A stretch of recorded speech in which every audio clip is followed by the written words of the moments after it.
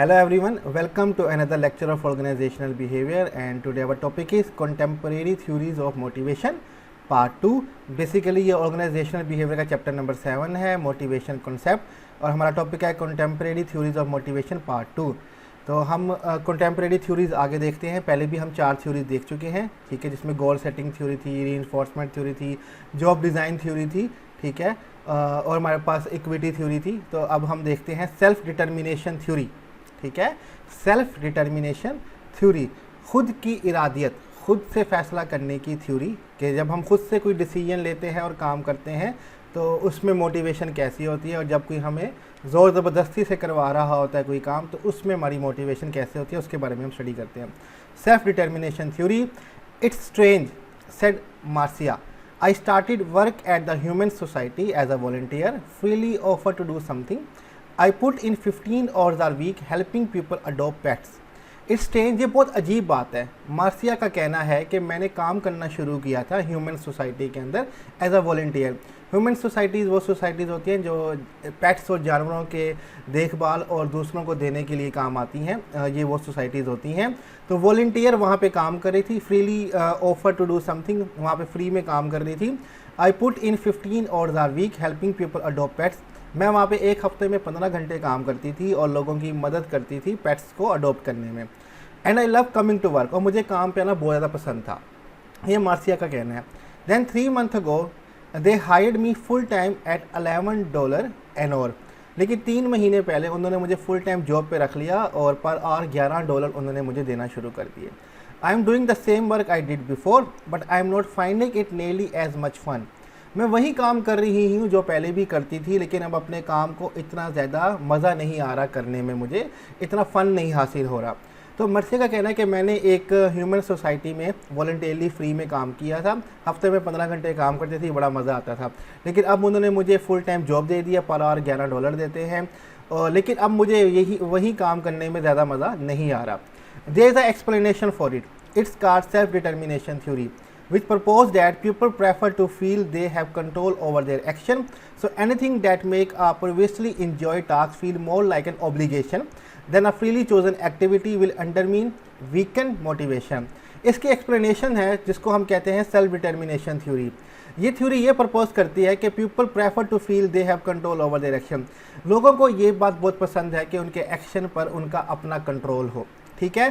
So anything that make a previously enjoy task feel more like a obligation than freely choose an activity, जो काम आप पहले खुद से चूज़ करके किया करते थे लेकिन अब किसी के कहने पे वही काम करना पड़ रहा है तो आपको वो काम करने में बिल्कुल भी इंजॉयबल नहीं लगेगा, बल्कि आपके लिए ऑब्लिगेशन हो जाएगा, एक ड्यूटी हो जाएगी, फ़र्ज़ हो जाएगा ये काम करना।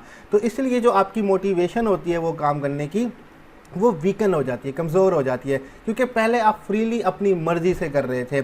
सम टाइम आप स्किप भी कर सकते हैं, सम टाइम आप लेट भी आ सकते हैं, लेकिन अब आप वहाँ पे जॉब कर रहे हैं, आपकी मर्ज़ी नहीं चलेगी, जो ऑर्डर दिया जाएगा वो आपको करना पड़ेगा। इससे जो हमारी मोटिवेशन है वो क्या हो जाती है, कम पड़ जाती है। नेक्स्ट हमारे पास आगे देखते हैं, much research on self determination theory in OB है focus on cognitive evaluation theory which hypothesize that extrinsic reward will reduce intrinsic interest in the task। अब बहुत सारी रिसर्च की गई सेल्फ डिटर्मिनेशन थ्योरी में ओबी के अंदर, और इस पर फोकस किया गया कॉग्निटिव एवेल्यूएशन थ्योरी। कॉग्निटिव हम रीजनिंग जिसको कहते हैं, रीजनिंग एवेल्यूएशन थ्योरी की पर फोकस किया गया, जिसने ये मफरूज़ा निकाला कि जो बैरूनी अवार्ड होते हैं, जो हमें बैरूनी अवार्ड दिए जाते हैं लाइक पैसा वगैरह, ठीक है, वो दिया जाता है, वो हमारे अंदरूनी जो इंटरेस्ट होता है टास्क के अंदर उसको कम कर देता है। कि अगर हम अपनी खुशी से कर रहे हो उसमें सेटिस्फेक्शन ज़्यादा है, लेकिन हमें कोई पेमेंट वगैरह कर रहा हो वो हम एज अ ऑब्लिगेशन करते हैं, क्योंकि उसमें हमें हुक्म दिया जा रहा होता है, तो उसमें हमारा इंटरनल जो इंटरेस्ट होता है, इंट्रिंसिक इंटरेस्ट, वो कम हो जाता है। When people are paid for work it feel less like something they want to do, it more like something they have to do.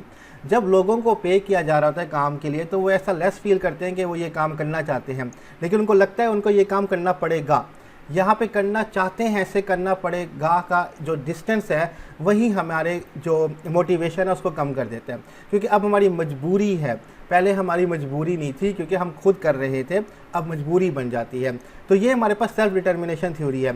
अगर हम खुद की इरादियत से कोई काम कर रहे हैं तो मोटिवेशन ज़्यादा होगी। If someone is forcing us to do some work, तो फिर हमारी वो मोटिवेशन जो है वो रिड्यूस हो जाएगी। ये हमारे पास सेल्फ डिटर्मिनेशन थ्योरी हो जाती है। नेक्स्ट हमारे पास है सेल्फ एफिकेसी थ्योरी। ठीक है, एफिकेसी का मीनिंग होता है ability to produce a desire and intended result, काबिलियत होना कि अपनी मर्जी के रिजल्ट जो है वो आप प्रोड्यूस कर सके, जनरेट कर सके। Self efficacy also known as social cognitive theory और social learning theory. Self efficacy को सोशल कॉग्निटिव थ्योरी और सोशल लर्निंग थ्योरी भी कहा जाता है। Refer to an individual believe that he और she is capable of performing task. ये इससे रेफ़र करते हैं कि इंडिविजुअल का यकीन कितना है कि वो ये टास्क जो है जो ये टास्क है वो इसको परफॉर्म करने के काबिल है। The higher your self efficacy the more confidence you have in your ability to succeed. जितना ज़्यादा आपको अपने पे भरोसा ज़्यादा होगा, मीन्स कि आपकी जो सेल्फ एफिकेसी है हायर होगी कि आपका ये सोचना कि आप केपेबल हैं ये काम करने में, उतनी ज़्यादा कामयाबी के चांसेस आपके बढ़ जाएंगे। So in difficult situation people with low self efficacy are more likely to lessen their effort or give up altogether। जो जब मुश्किल सिचुएशन होती है और जिन लोगों में ये सेल्फ एफिकेसी का फैक्टर जो है वो कम होता है तो वो लाइकली एफर्ट्स को कम कर देते हैं या गिव अप कर देते हैं। while those with high self efficacy will try harder to master the challenge। लेकिन जिनके अंदर सेल्फ एफिकेसी का फैक्टर ज़्यादा होगा, खुद पर ट्रस्ट ज़्यादा होगा कि हम अपनी मर्ज़ी से रिजल्ट जनरेट कर सकते हैं, तो वो मुश्किल टास्क से चैलेंज लेंगे। मिसाल के तौर पे अक्सर क्रिकेट के मैच में जब लास्ट ओवर में 6, 7, 8, 10 रन चाहिए हो तो बॉलर्स जो हैं जिनमें सेल्फ एफिकेसी का फैक्टर कम होगा, खुद पे यकीन नहीं होगा कि वो रिजल्ट जनरेट कर सकते हैं, वो कहेंगे हमें ओवर नहीं चाहिए। लेकिन जिसको यकीन होगा कि मैं ये टारगेट जो है वो रोक सकता हूँ, 10 रन नहीं बनाने दूंगा, तो वो कहेगा मुझे ओवर दे दे, क्योंकि उसमें सेल्फ एफिकेसी का फैक्टर जो है वो ज़्यादा होगा कि वो डिज़ायर रिजल्ट जो है वो प्रोड्यूस करने की एबिलिटी उसके अंदर है पड़ी। तो आगे हमारे पास कंटिन्यू चल रहा है। The researcher who developed self-efficacy theory, Albert Bandura, proposed 4 ways self-efficacy can be increased। जो रिसर्चर है जिसने ये सेल्फ एफिकेसी थ्योरी डेवलप की है, अल्बर्ट बंदूरा, उसने प्रपोज किया है 4 तरीक़ों से हम सेल्फ एफिकेसी जो है वो बढ़ा सकते हैं। Enactive mastery, having power to accomplish goal. ठीक है, अपनी पावर को इंक्रीज़ कर देना, जो अपने गोल आप अचीव करना चाहते हैं आप उस पावर को हासिल कर लेना, एक तो ये तरीका। Vicarious modelling, experience in the imagination through the feeling और action of another person. Experience करना इन द इमेजिनेशन, अपनी इमेजिनेशन में, तसव्वुरात में, थ्रू द फीलिंग्स, अपने एहसासात के साथ, और एक्शंस ऑफ अनदर पर्सन, और दूसरे पर्सन के एक्शन को देखते हुए। Verbal persuasion, someone convincing another person that they have the capability to perform to task successfully। किसी में ये काबिलियत होना कि वो दूसरे शख्स को इतना भरोसा दिला दे कि तुम ये काम कर सकते हो, इससे भी सेल्फ एफिकेसी बढ़ सकती है। जैसे कि हम अपने दोस्तों को मोटिवेट करते रहते हैं कि यार तुम ये कर सकते हो, तो उसमें भी मोटिवेशन आ जाती है कि हाँ मैं कर सकता हूँ, तो इससे भी हम सेल्फ एफिकेसी का फैक्टर बढ़ा सकते हैं। And last, arousal, the causing of strong feeling excitement in someone. किसी के लिए आपके अंदर फीलिंग्स होना या एक्साइटमेंट होना आपको वो काम करने के लिए काबिल बना देती है। अगर आप किसी चीज़ के लिए कोई फीलिंग रखते हैं, आपके अंदर एक्साइटमेंट है, तो आप उसको लाजमी हासिल कर लेंगे। अदरवाइज़ आपकी जो अगर नहीं कर पाते, इस मीन कि आपकी वो फीलिंग इतनी स्ट्रॉन्ग नहीं थी। अगर फीलिंग्स हैं, एक्साइटमेंट है, तो आपके सेल्फ एफिकेसी फैक्टर बढ़ जाएगा और आप अपना जो गोल है वो अचीव करने में कामयाब हो जाएंगे। ये 4 तरीक़ेकार हैं जिससे हम सेल्फ एफिकेसी को इंक्रीज़ कर सकते हैं, अपनी ability to generate desire result को हम बढ़ा सकते हैं। नेक्स्ट हमारे पास है एक्सपेक्टेंसी थ्योरी। जो हम उम्मीद रखेंगे वही हम हासिल करेंगे, इस थ्योरी का ये कहना है सिंपल वर्ड्स में। आगे स्टडी कर लेते हैं। Expectancy theories argue that the strength of our tendency to act a certain way depend on the strength of our expectation of a given outcome and its attractiveness. Expectancy theory argue करती है, वो ये राय देती है कि हमारी जो strength है, काबिलियत जो है of our tendency to act a certain way, कि इस तरह से हमने बिहेव करना है, वो डिपेंड करता है कि हमारी एक्सपेक्टेशन की स्ट्रेंथ कितनी है, कि हमारी उम्मीद कितनी है कि हम ये आउटकम या अट्रैक्टिवनेस को हासिल कर सकते हैं। इन मोर प्रैक्टिकल टर्म, अगर हम प्रैक्टिकल टर्म में देखें, employees will be motivated to exert high level of effort when they believe it will lead to good performance appraisal. Practical term में ये कहते हैं कि employee will be motivated, employee ज़्यादा मोटिवेटेड होगा, हाई लेवल ऑफ एफर्ट्स को extend करने में ज़्यादा कोशिश करेगा अगर उसको इस बात पे यकीन होगा कि जो उसकी एफर्ट्स है will lead to good performance appraisal, उसकी परफॉर्मेंस का तज्जिया जो है वो बेहतर तरीके से किया जाएगा, या जायज़ा जो है अप्रेजल जो है वो बेहतर तरीके से किया जाएगा। That a good appraisal will lead to organisational reward such as bonuses, salary increase और प्रमोशन। और ये जो उसका अप्रेजल है, जो उसने एफर्ट्स किए हैं, उसका जो जायज़ा लिया गया है, ये किस में लीड करेगा? ऑर्गेनाइजेशनल रिवार्ड, मीन्स कि उसको इनाम मिलेगा, सच एज बोनस, जैसे कि बोनस है, सैलरी का इंक्रीज हो जाना या प्रमोशन, तरक्की हो जाना।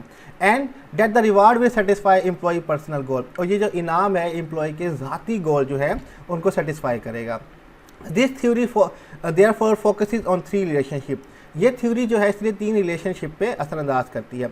अब वही बात पहले तो बता दें कि जो वो उम्मीद रखता है कि मुझे ये रिज़ल्ट मिलेगा अपनी एफ़र्ट्स का, ये आउटकम मिलेगा अपनी एफ़र्ट्स का, तब ही वो अच्छा परफॉर्म करेगा। अगर उसको उम्मीद है कि मुझे रिज़ल्ट या आउटकम अच्छा नहीं मिलेगा मेरी एफ़र्ट्स का, तो वो कभी भी अच्छा परफॉर्म नहीं करेगा। यहाँ पे हमने लिखा है फोकसेस ऑन 3 रिलेशनशिप, कि 3 रिलेशनशिप पे वो फोकस करता है। हम देख लेते हैं कि वो कौन कौन सी हैं। नंबर 1 हमारे पास है एफर्ट परफॉर्मेंस रिलेशनशिप। यहाँ पे पहले हम थोड़ी सी डायग्राम को देख लेते हैं। एक्सपेक्टेंसी थ्योरी जो है, एक तो इंडिविजुअल एफर्ट, कि इंडिविजुअल जो है वो एफर्ट्स करेगा, इंडिविजुअल की परफॉर्मेंस होगी, ऑर्गेनाइजेशन उसको रिवार्ड देगी और उसके पर्सनल गोल जो है वो अचीव हो जाएंगे, जैसे हमने पहले बताया। अब उसमें हमने कहा कि 3 रिलेशनशिप हैं, effort performance relationship, performance reward relationship, reward personal goal relationship. अब एफर्ट्स परफॉर्मेंस रिलेशनशिप में हम देखते हैं क्या है, the probability perceived by the individual that extending a given amount of effort will lead to performance. अब एक प्रोबेबिलिटी है, उम्मीद है, इम्कान है जो परसीव करता है इंडिविजुअल कि मैं इतनी अमाउंट ऑफ एफर्ट लगाऊंगा जो लीड कर देगा मेरी कारकर्दगी की तरफ, कि अब मेरी कारकर्दगी जो है वो अच्छी है। परफॉर्मेंस रिवार्ड रिलेशनशिप, अब परफॉर्मेंस का आपकी कारकर्दगी का इनाम के साथ ताल्लुक होता है।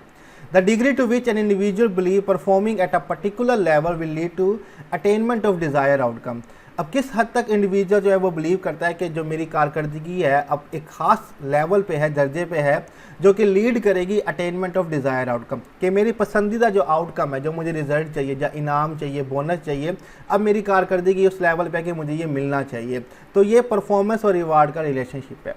और finally reward personal goal relationship, कि जो मुझे इनाम मिला है क्या उससे मेरे ज़ाती गोल जो है वो पूरा हुआ है, यानी उसका ताल्लुक।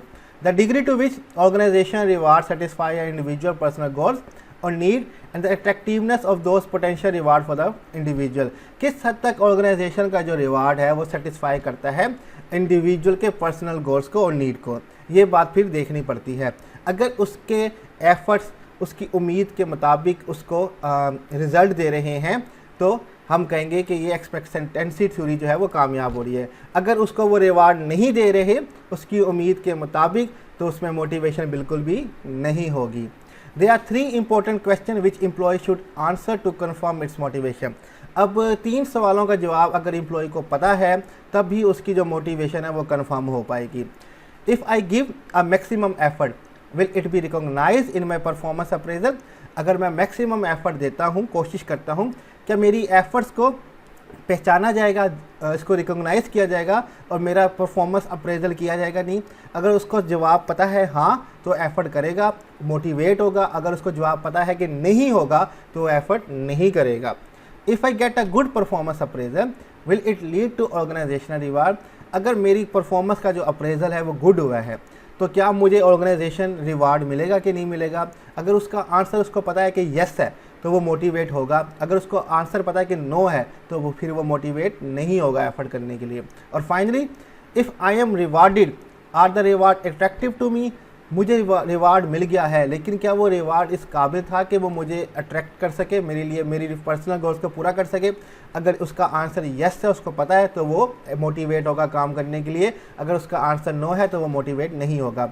यहाँ पे हमारी एक्सपेक्टेंसी थ्योरी जो है वो कंप्लीट हो जाती है और हमारी कंटेम्परेरी थ्योरी जो है वो मुकम्मल हो जाती हैं। तो आज हमने 3 थ्योरीज देखी। नंबर 1 हमारे पास थी सेल्फ डिटर्मिनेशन, खुद की इरादियत से, खुद अपनी मर्ज़ी से काम करने से मोटिवेशन बढ़ती है।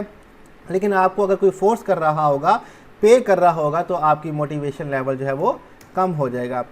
सेल्फ एफिकेसी, काबिलियत होना अपनी मर्ज़ी के रिज़ल्ट जनरेट करने के, अगर आप ये इस काबिल हैं तो आपकी मोटिवेशन ज़्यादा होगी। अगर सेल्फ एफिकेसी का फैक्टर कम है तो आपकी मोटिवेशन लेवल कम होगा। और फाइनली एक्सपेक्टेंसी थ्योरी, अगर आपको उम्मीद है कि आपकी एफर्ट का रिज़ल्ट आउटकम अच्छा आएगा तो आप मोटिवेट होंगे काम करने के लिए, अगर रिज़ल्ट अच्छा नहीं आएगा तो आप मोटिवेट नहीं होंगे काम करने के लिए। तो यहीं पे हमारा आज का लेक्चर जो है वो इख्तिताम पे पहुंचता है। स्लाइड्स का लिंक मैं डिस्क्रिप्शन में दे दूंगा, आप वहां से डाउनलोड कर सकते हैं और कोई भी क्वेश्चन हो कमेंट में मुझसे पूछ सकते हैं। अपना ख्याल रखिएगा। अल्लाह हाफिज़।